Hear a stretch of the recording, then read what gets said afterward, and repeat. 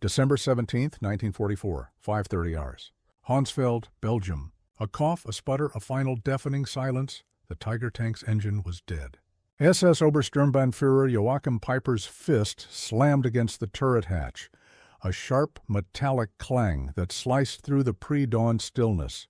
Inside, his driver, Unterscharführer Oberschütze, desperately tried to coax the 700-horsepower Maybach engine back to life. It was useless. The fuel gauge was a tombstone reading empty.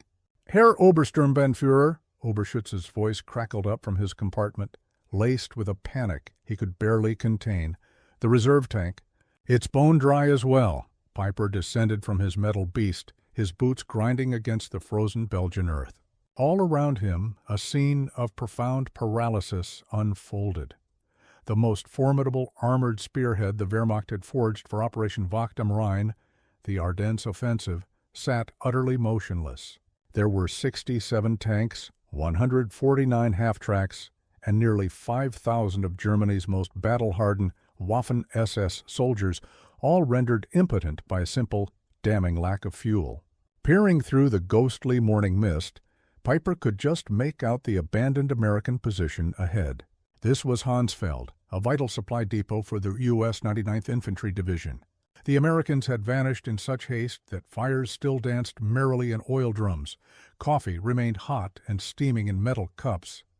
And there, arrayed like a divine offering from the god of war himself, stood rows upon shimmering rows of jerry cans, thousands of them, the unmistakable olive drab of American fuel containers. Peiper moved toward them slowly, with a step that was almost holy. His adjutant, Hauptsturmführer Hans Grühle, wrenched open a can and took a deep sniff. Benzin, Herr Obersturmbannführer, high-octane gasoline. As his men erupted into a frantic symphony of refueling, Peiper began to walk among the stacks, counting, his mind reeling. The numbers were simply staggering. 50,000 gallons. Enough fuel to power his entire Kampfgruppe all the way to the Meuse River. Enough, perhaps, to twist the very fate of the offensive. The Americans had left behind more fuel in this one forgotten depot than most German divisions had seen in the last 6 months. Yet, as Peiper stood amidst this unforeseen bounty, watching his soldiers pour American lifeblood into German war machines, a realization as cold and heavy as the morning fog descended upon him. If the Americans could afford to simply abandon such a vast quantity of fuel, if they could leave behind what Germany would have defended with entire divisions, then this war was already lost. Germany had not just miscalculated. Germany had profoundly, catastrophically misunderstood the very nature of its enemy. 6 months before Peiper's soul-crushing discovery at Honsfeld, in the summer of June 1944, Albert Speer, Hitler's Minister of Armaments and War Production, had laid before the Führer a report that should have frozen all offensive plans in their tracks. Germany's synthetic fuel production, the very heart of the Wehrmacht, was being systematically bled dry by Allied bombing raids. The Luna works, which had churned out 175,000 tons of fuel in April, managed a paltry 5,000 tons by September. The great hydrogenation plants at Pöhlitz, Bleckhammer, and Brooks were gasping for air, operating at less than 10% of their capacity. The numbers themselves screamed a story of inevitable mathematical defeat. In 1944, the United States of America produced 1.8 billion barrels of crude oil. Germany, even when counting all its synthetic production and the captured Romanian fields, scraped together just 33 million barrels, less than 2% of the American total. The Third Reich was trying to fight a modern, mechanized war with the logistics of a horse-drawn carriage. While America was drowning its armies in a tidal wave of petroleum, Major Friedrich August von der Heydte of the Wehrmacht's Logistics Command had calculated that the Ardennes offensive would demand 4-5 million gallons of fuel just to reach Antwerp. Hitler allocated 5 million, yet barely half of that ever arrived, choked off by relentless transportation failures. The German High Command was gambling the entire offensive on capturing the enemy's supplies, a strategy that screamed not of strength but of terminal systemic weakness.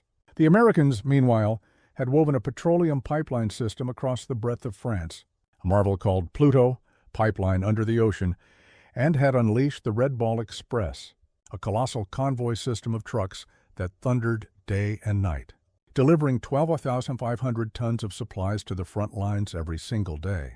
By December of 1944, American forces in Europe were consuming 1.2 million gallons of fuel per day and receiving 1.4 million. They were not just fighting. They were accumulating vast reserves even as the battle raged. Joachim Peiper was no fool. At just 29, he was one of the youngest regimental commanders in the Waffen-SS.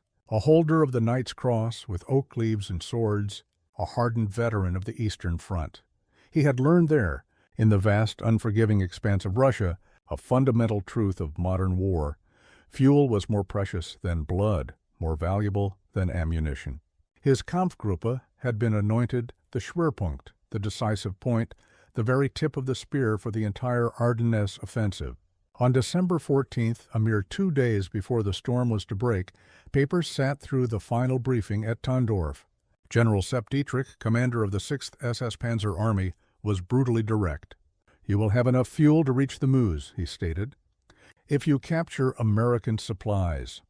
The official fuel allocation for Kampfgruppe Peiper was 31,000 gallons, enough for perhaps 50 miles of brutal combat operations. The distance to the Meuse was 65 miles. The mathematics of failure were etched into the very blueprint of the plan from its inception. As his column coiled to strike on December 16th, Peiper laid down ironclad orders. Tanks would advance in single file, hoarding every drop of fuel. Engines were to be silenced during any halt longer than 5 minutes. The capture of American fuel dumps was designated Priority 1, eclipsing even tactical objectives. The contrast with the American reality could not have been more jarring. On that very same morning, Captain James D. Rose of the U.S. 743rd Tank Battalion, positioned just 20 miles from where Peiper stood, casually noted in his unit diary, received fuel resupply 8,000 gallons. Third delivery this week. Storage tanks already at capacity. December 16, 1944, 05:30 hours. The German artillery barrage that tore open the sky for Operation Wacht am Rhein consumed more ammunition in 2 hours than the Wehrmacht had allocated for entire campaigns earlier in the war. But even this terrifying spectacle of fire and steel was a mask, hiding critical fatal shortages. Peiper's column lurched forward at 7 a.m., already catastrophically behind schedule. The roads, which German maps had optimistically painted as highways, were in truth narrow, winding country lanes, many little more than unpaved tracks. Within hours, the advance coagulated into massive traffic jams, as war machines designed for the endless steppes of Russia struggled and strained through the dense, suffocating Ardennes forest. At Lanzerath, Peiper's first objective, his mighty column was brought to a stunning halt by the unexpected, ferocious resistance of a single American intelligence and reconnaissance platoon. Just 18 men? 18 men who held up the most powerful German armored column for nearly 10 agonizing hours. During that long, frustrating delay, Peiper's vehicles sat and sat and sat, their engines idling, relentlessly, wastefully, burning precious, irreplaceable fuel. When they finally shattered the resistance and reached Honsfeld at the dawn of December 17th, Peiper's column had covered a mere 20 miles and had already consumed a staggering 40% of their entire fuel supply. At this rate of consumption, they would run dry long before they reached even the halfway point to the Meuse. The American supply depot at Honsfeld, the very one that now seemed a miracle, was not even a primary facility. It was a forward supply point for the 99th Infantry Division, what the U.S. Army designated a Class 3B depot, a temporary fueling station. And yet, what Peiper found there exceeded the entire monthly fuel allocation for a German panzer division. Hauptsturmführer Hans Grühle would later testify, "We found pyramids of jerry cans, each containing 5 gallons of gasoline. They were stacked 3 meters high, stretching for perhaps 200 meters. The Americans had not even bothered to try and destroy them. The captured fuel was a high-octane aviation blend mixed with motor fuel, 80 octane or higher. German vehicles, especially the famously temperamental Maybach engines in the Tiger tanks, were designed for 74-octane fuel. This American gasoline was, ironically, too good, causing engine knocking and performance issues in several German vehicles. As Paper's men worked, they uncovered more than just fuel. Sergeant Wilhelm Hoffmann stumbled upon shipping manifests in the depot office. He could read English, a skill learned in his father's import business before the war. The papers told an impossible story. This very fuel had been shipped from Texas to New York, ferried across the vast Atlantic to Liverpool, moved across the English Channel to Normandy, and then trucked 400 miles to this forgotten spot in Belgium. The entire journey of over 6,000 miles had taken less than 6 weeks. I showed the papers to Obersturmbannführer Piper, Hoffmann recalled in a 1976 interview. He read them through twice, his face unreadable. Then he just crumpled them up in his fist. He said nothing, but I saw his face go pale. We both understood in that moment what this truly meant. Private Ernst Kramer found a stack of Stars and Stripes newspapers. They were dated December 15th, just 2 days old. The headline was a celebration, the opening of a new fuel pipeline from Cherbourg to Verdun, a metal artery capable of delivering 300,000 gallons of fuel per day. A single pipeline delivering more fuel every day than Kampfgruppe Piper would use in the entire offensive. To truly grasp the seismic shock of Piper's discovery, you must understand Germany's fuel reality by late 1944. Since May, Allied bombing had gutted synthetic fuel production by 90%. The Luftwaffe was grounding its aircraft, not for lack of pilots, but for lack of aviation fuel.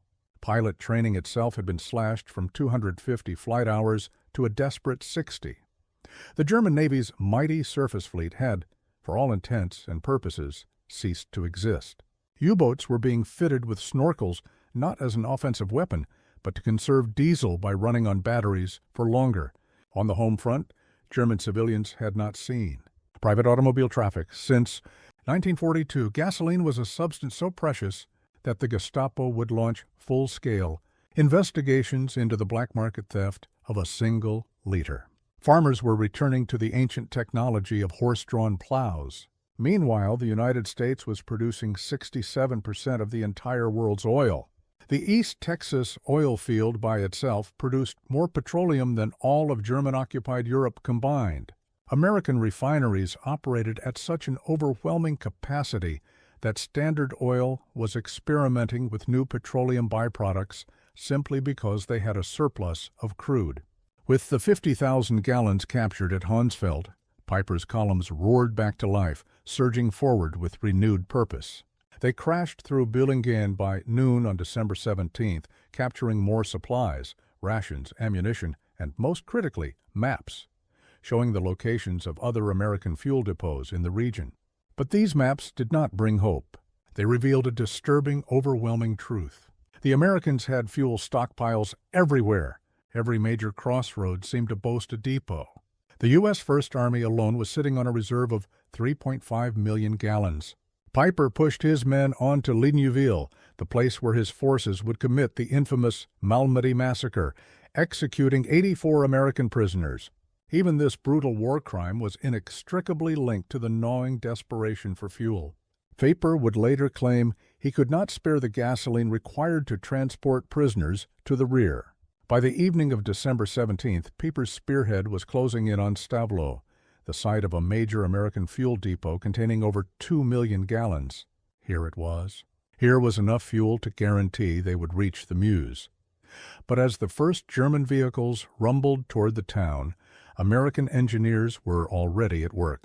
Captain John T. Brewster of the 291st Engineer Combat Battalion had received the warning of the German approach. His orders were stark and simple: deny fuel to the enemy at all costs. The Stavelot depot held 289,000 gallons of gasoline in jerry cans stacked high across 15 acres of Belgian countryside. At 16:30 on December 17th, just as Piper's advance guard came into view, Captain Brewster gave the order. His engineers poured trails of gasoline between the massive stacks. White phosphorus grenades were distributed. Technical Sergeant Paul Solis threw the first grenade. The explosion was immediate and tremendous, he recalled. A wall of fire just shot up, maybe 100 feet high. Within minutes, the entire depot was an inferno. Paper's lead tanks arrived to find a pillar of roiling black smoke clawing 1,000 feet into the sky. The fire would burn for 3 days, consuming enough fuel to have powered Piper's entire division to Antwerp and back again. Unterscharführer Oberschütze described the scene. The Obersturmbannführer stood on his tank turret just watching the flames. He said nothing for maybe 5 minutes. Then he climbed down and said to me, "They can afford to burn 2 million gallons just to deny them to us. What are we doing here?" Across the Ardennes, the story repeated itself. American engineers were destroying their own fuel dumps rather than risk their capture. At Weymouth, 1.1 million gallons went up in flames. At Spa, 2.5 million gallons were destroyed. In total, the Americans deliberately incinerated over 8 million gallons of their own fuel during that first week, more than Germany had managed to allocate for the entire operation. This ability to casually destroy millions of gallons was born from a supply system that was simply beyond German comprehension. The Red Ball Express had already delivered 412,000 tons of supplies using 6,000 trucks operating in a continuous, round-the-clock loop. Each truck consumed 40 gallons of fuel daily. The logistics operation itself burned more fuel than German Army Group B received in a month. By December 1944, the Motor Transport Service was employing 230 truck companies operating on color-coded, one-way routes. The system delivered 20,000 tons of supplies daily, including 3,000 tons of fuel. Colonel James H. Skinner, Chief Logistics Officer for First Army, recorded in his log on December 18th, "Fuel receipts yesterday, 1,847,000 gallons. Fuel issued, 1,623,000 gallons. Net gain to reserves, 224,000 gallons." The pipeline system was even more impressive, a true wonder of modern engineering. Operation Pluto had laid flexible pipes across the floor of the English Channel, pumping 1 million gallons a day directly from Britain. A network of these pipelines extended inland. The Cherbourg-Paris line delivered 800,000 gallons daily. The Seine line moved another 650,000. By December 1944, Allied forces in northwest Europe were consuming 7.5 million gallons of fuel every day, while receiving 8.2 million. They were building reserves during the most intense offensive operations. As Piper clawed his way deeper into Belgium on December 18th, the absolute impossibility of the German position became agonizingly clear. At Cheneux, they captured another small depot. 5,000 gallons. It was consumed in 3 hours of combat. The Tiger tanks were drinking 2.5 gallons for every mile of battle. The Panthers burned 1.5 gallons per mile. In the brutal, hilly Ardennes terrain, this consumption soared by another 40%. Hauptsturmführer Otto Dinse, maintenance officer for the 1st SS Panzer Regiment, recorded in his log, by noon on December 18th, "We had consumed 67,000 gallons since the offensive began. We had captured perhaps 55,000 gallons. We were operating at a deficit." The Americans, who were monitoring German radio traffic through their ultra-intercepts, knew Piper's fuel situation almost as well as he did. General Courtney Hodges issued a simple, devastating order to all units: enemy critically short of fuel. Destroy all gasoline stocks threatened by capture. On that same day, American C-47 transport planes flew 316 sorties, delivering a river of supplies to the besieged garrison at Bastogne, including 160,000 gallons of fuel. The Americans were flying more fuel to a single surrounded garrison than Piper's entire Kampfgruppe possessed. By December 19th, as Piper's forces slammed into the determined defenders at Stumont, the fuel crisis had become the battle. Tanks were now being abandoned not from battle damage, but with their fuel tanks bone dry. Piper consolidated what little fuel he had left, perhaps 8,000 gallons. It was enough for one final engagement or for a retreat, but not for both. Meanwhile, Allied planners were already looking ahead, preparing for their January operations. Brigadier General Morris W. Gilland requested 245 million gallons of fuel for the coming month. The request was approved without comment, without discussion. The The contrast extended beyond sheer quantity. American vehicles were standardized for peak efficiency. The Sherman tank consumed 0.8 gallons per mile, a fraction of the Tiger's 2.5.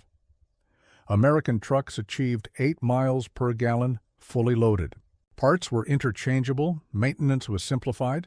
German forces, in contrast, operated a bewildering, chaotic menagerie of captured and manufactured vehicles, each with different needs. French tanks needed different oil than German Panthers. Captured Soviet trucks required different parts than German Opels. Every complication was a multiplier of logistical agony. On December 20th, Piper received a crackling radio message. A fuel convoy, his last hope, had been spotted and destroyed by Allied aircraft. No resupply was possible. Continue with available resources, the message concluded. Piper called his commanders together. Sturmbannführer Werner Pötschke was blunt. We have fuel for perhaps 20 kilometers.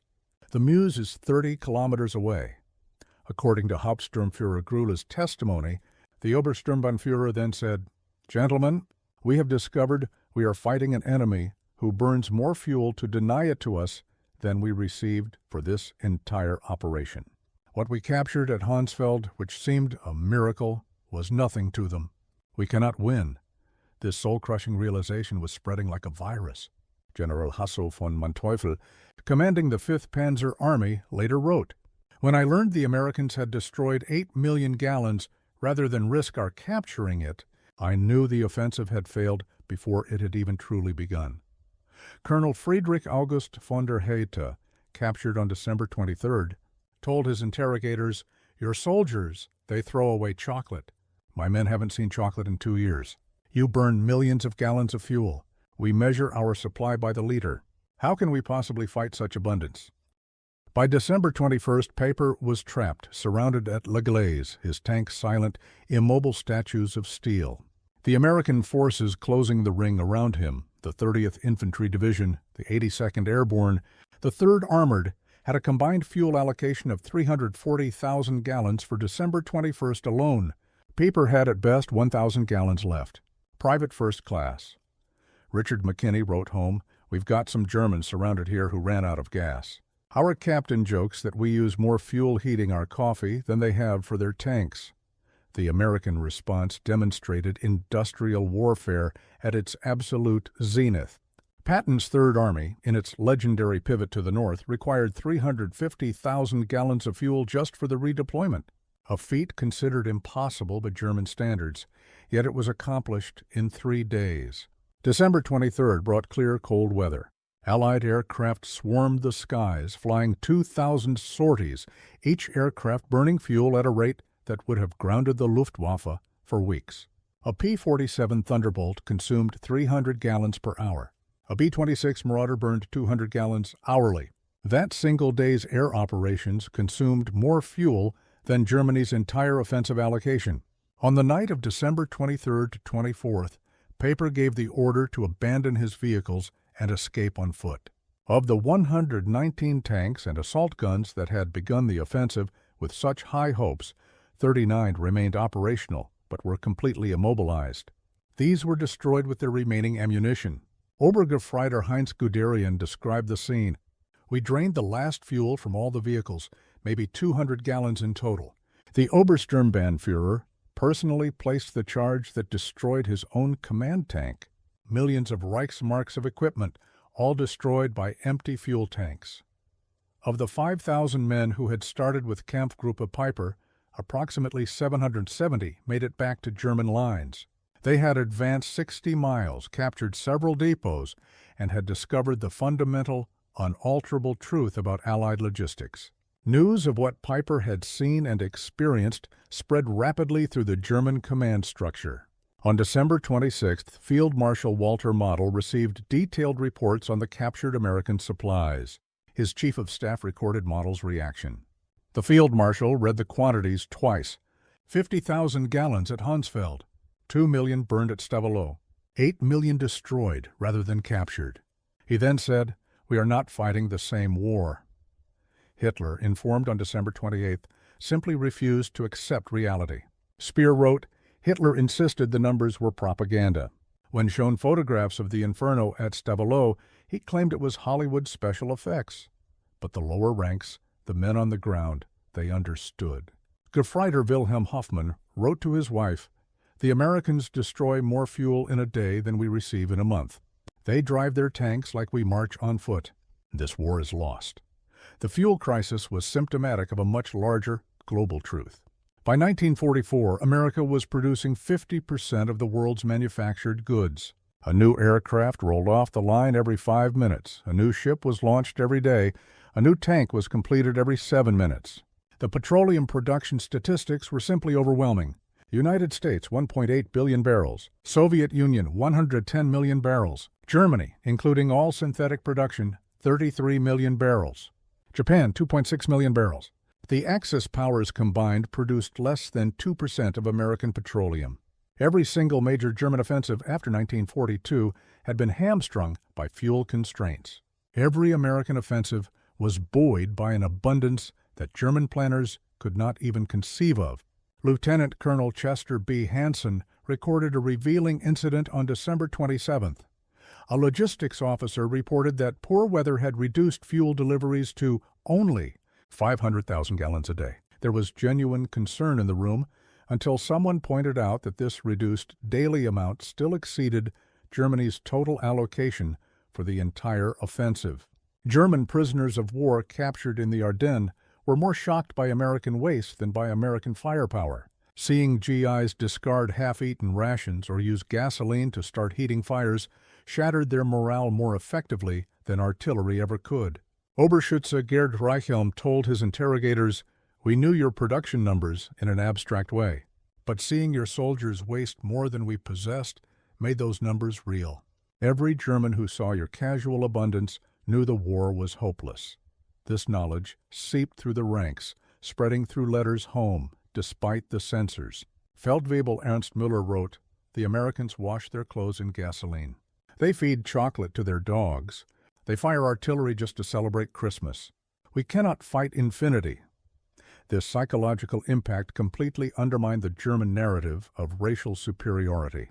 How could the decadent, soft Americans possess such unimaginable wealth while the master race scraped and saved for every necessity?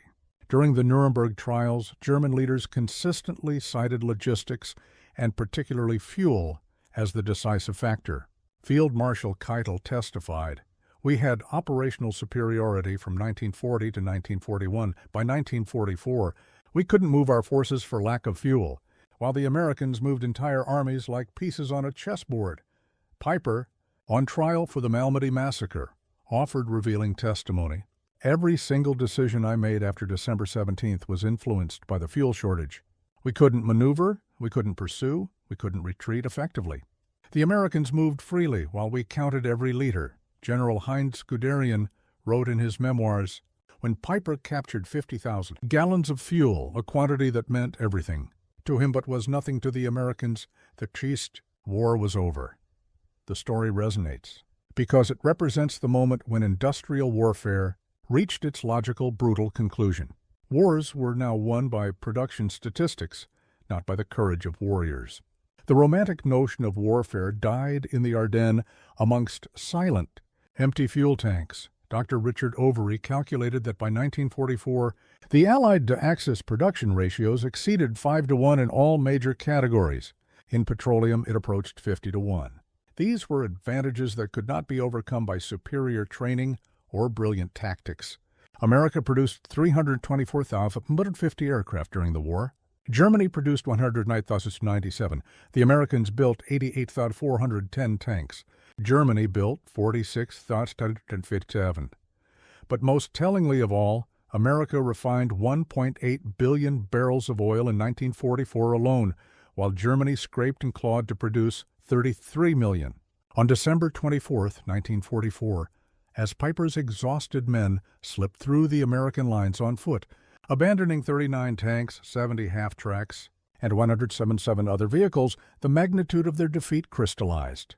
They had captured 50,000 gallons, a seemingly miraculous windfall, only to learn that it was a meaningless, insignificant amount to an enemy who could burn millions without a second thought.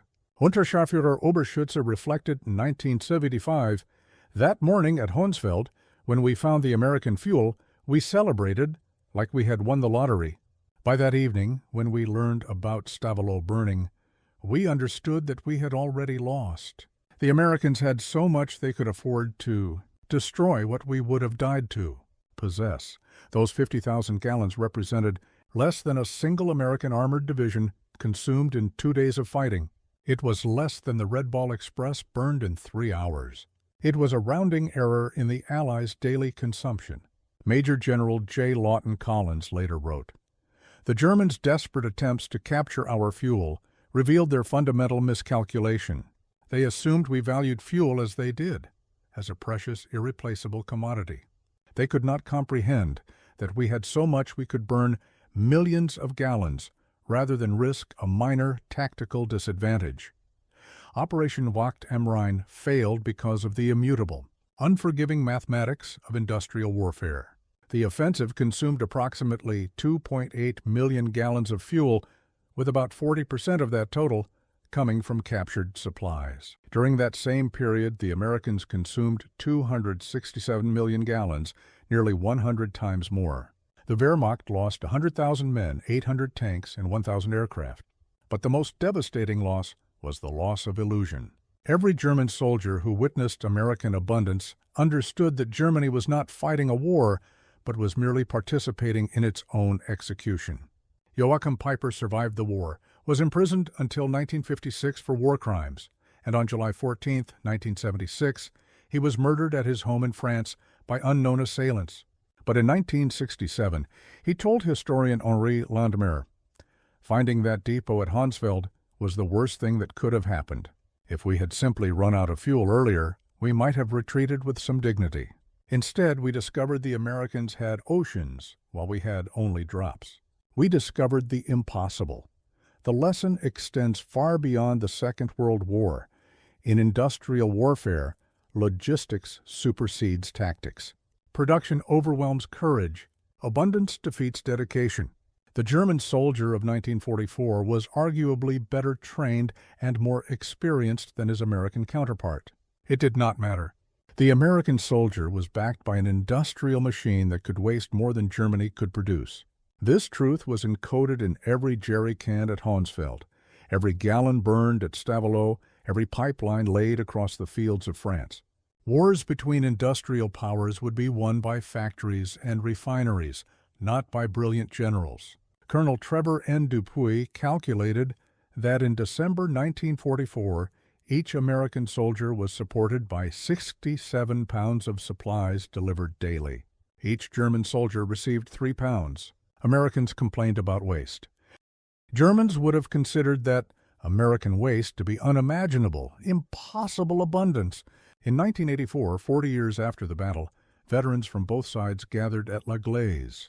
The museum there displays one of Piper's King Tiger tanks, still positioned where it ran out of fuel on December 23, 1944. Former Unteroffizier Karl Wortmann stood beside the tank with former Staff Sergeant Roy Anderson of the 30th Infantry Division. "We always wondered why you stopped here," Anderson said. "We thought it was some kind of tactical decision." Wortmann laughed, a bitter, hollow sound. "We stopped because the tanks were empty. You burned millions of gallons to keep it from us. How could we fight that?" Anderson was quiet for a moment, then said, "We never knew you were that short. We had so much, we never even thought about it." That simple exchange captured the essential truth of December 1944. One side measured its lifeblood by the gallon, the other by the millions of gallons. One side fought desperately for each jerry can, the other burned oceans. The outcome was predetermined. German records provide the damning evidence. The War Diary of Army Group B, December 1944, December 16th, offensive begins. Fuel at 70% of minimum requirement. December 17th, Kampfgruppe Peiper captures 50,000 gallons. December 18th, multiple depots destroyed by enemy. 5+ million gallons lost. December 19th, fuel situation critical. Units immobilized. December 24th, Peiper abandons vehicles due to fuel exhaustion. Meanwhile, the U.S. First Army reports, December 16th, reserves at 3.7 million gallons. December 17th, 2.2 million gallons destroyed to prevent capture. December 18th, 1.8 million gallons received. December 24th, reserves at 4.1 million gallons. The Americans treated millions of gallons with casual indifference, while the Germans reserved their attention for individual cans. Beyond mere quantity, the American fuel represented a vast technological superiority. American refineries had perfected catalytic cracking, producing higher octanes far more efficiently than German hydrogenation ever could. American 100-octane aviation fuel gave their aircraft critical performance advantages over German planes running on 87-octane synthetic fuel. The Americans had perfected additives Germany could not replicate: tetraethylene, ethylene dibromide, detergents. German engines, designed for lower-quality fuel, often ran poorly on the captured, high-octane American gasoline. The fuel shortage shaped the experience of every single soldier. Gefreiter Hans Müller recorded in his diary on December 20th, "Marched 30 kilometers today. No fuel for the trucks. We walked past abandoned American vehicles with their engines still running just for the warmth. They leave their engines running. We marched through the snow. Medical services were crippled. Ambulances could not evacuate the wounded. Field hospitals could not run their generators. Men died waiting for transportation that never came." Oberarzt Dr. Wilhelm Kesting testified, "We had excellent surgeons, we had supplies captured from the Americans, but we had no fuel for our ambulances. Men died who could have easily been saved with a 10-kilometer transport." These discoveries shattered the German propaganda about American weakness. The soldiers had been told for years that Americans were soft, decadent, incapable of hardship. Then they discovered that these same Americans could destroy more resources than Germany possessed. Goebbels's diary, December 28th. Reports indicate serious morale problems on the Western Front. Soldiers are writing home about American material superiority, undermining our narrative, but the stories spread faster than the censors could work. The myth of German superiority could not survive direct contact with the reality of American logistics. The failure in the Ardennes meant that Germany had no options left except a desperate final defense. General Jodl testified at Nuremberg, "After the Ardennes, we knew it was lost. We had played our last card and discovered the enemy held all the aces." Recognizing Germany's desperation, the Allies focused their efforts on destroying what was left of its fuel production. By February 1945, German fuel production effectively ceased. The Luftwaffe was permanently grounded. Training was canceled. The Wehrmacht became a static force, to be destroyed piecemeal by relentlessly mobile enemies. The spring of 1945 brought surreal scenes. German units surrendered because of immobility, not combat defeat. Entire panzer divisions sat helplessly in the fields as Allied columns drove past them. General Major Fritz Bayerlein described the end. "We had 42 operational tanks, experienced crews, and plenty of ammunition. We had 300 liters of fuel, not enough to reach the next town. We destroyed our tanks and walked into captivity." Meanwhile, the American advance was constrained only by the traffic jams caused by its own abundance of vehicles. Patton's Third Army alone had 15,000 vehicles. Kampfgruppe Piper's fuel crisis demonstrates with brutal clarity how industrial capacity determined the outcome of the Second World War. When Joachim Piper stood among those captured jerry cans on that cold December morning, he glimpsed a terrible truth. They were fighting an enemy whose waste exceeded their greatest need. The numbers tell the entire story. German offensive allocation, 5 million gallons. Fuel destroyed by Americans to prevent capture, 8 million gallons. Daily American fuel consumption, 7.5 million gallons. Piper's capture at Honsfeld, 50,000 gallons. As a percentage of 1 day of American supply, 0.6%. The Battle of the Bulge killed 19,000 Americans and perhaps 100,000 Germans. It shattered the Wehrmacht's last strategic reserves. But its most lasting impact was the knowledge that spread like a contagion through the German ranks. America possessed an incomprehensible, alien abundance. Piper's discovery was not just about fuel, it was about the very nature of industrial warfare. Victory belonged to whoever could produce the most petroleum, the most steel, the most aluminum. Germany never had a chance. The The final irony lies in the American reports. American forces cataloging the abandoned German equipment at La Gleize found 39 perfectly good tanks, abandoned solely for lack of fuel. Major Robert E. Merriam's salvage report noted, fuel required to recover vehicles, 8,000 gallons. Classification of request, minimal. Source, local reserve. Time to fulfill, 4 hours. What was an impossible, division-saving quantity of fuel for the Germans, 8,000 gallons to save their best tanks, was, to the Americans, beneath notice. A minor logistical request, filled from local reserves, that exceeded the amount of fuel Kampfgruppe Piper had at its peak strength. This was Piper's ultimate discovery at Honsfeld.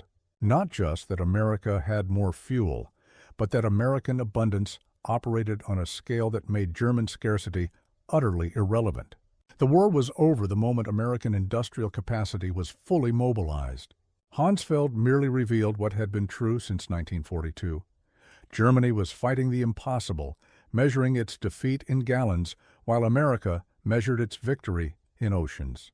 The King Tiger tank sits in the La Gleize Museum today, its fuel gauge on empty, a silent monument to the moment when tactical excellence met logistical reality and was utterly, irrevocably crushed. Visitors ask why such a powerful machine was abandoned. The answer is always the same: no fuel.